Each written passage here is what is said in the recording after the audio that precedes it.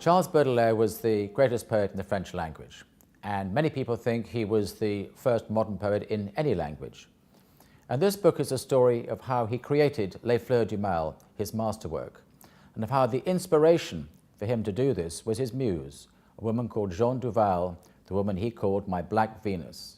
At the heart of Les Fleurs du Mal lie a cycle of sensual poems which are all about her and entirely written for her, indeed dedicated to her. And those are the poems that led to the greatest obscenity trial in French history, when in 1857 Baudelaire and his publisher were deemed to have published obscene and outrageous material. And 6 poems were removed from Les Fleurs du Mal, and they were not until 1949 given legal right to be published. Jeanne Duval came from the Caribbean. She arrived in Paris in 1842 and met him when she was singing in a tawdry cabaret at the end of the Champs-Élysées. For 20 years, they stayed together. And the mystery in that relationship is one that I hope I go some way towards revealing in this book.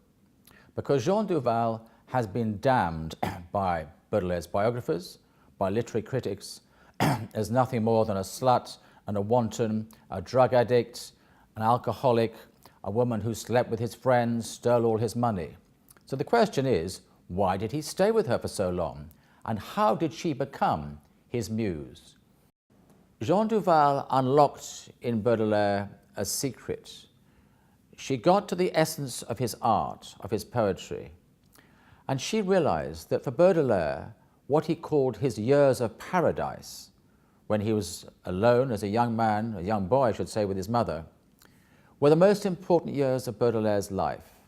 And I think she recreated for him some of the excitement, the pleasure that he found in that relationship with his mother. The jewelry, the way his mother dressed, the perfume that she wore.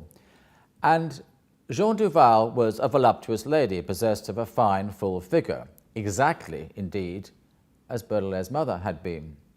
And thus, in Jeanne Duval, Baudelaire, in a sense, may well have refound his mother and recreated some of that pleasurable excitement that made those early years with his mother the years of paradise. When Baudelaire was a young man on the left bank, he would stroll the back streets, visit the brothels, the bars, the restaurants, and delight in the company that he found there. But he was equally at home on the right bank in the grand salons where ladies of distinction would patronize young poets.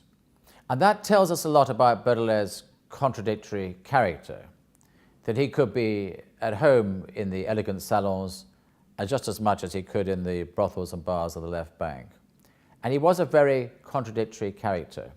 But above all else, Baudelaire stayed true to his guiding philosophy, which was that beauty was the ideal in his life and should be the ideal in anyone's life. And he felt in the creation of beauty, be it in poetry, in painting, in architecture, man could find redemption from his own inner frailties.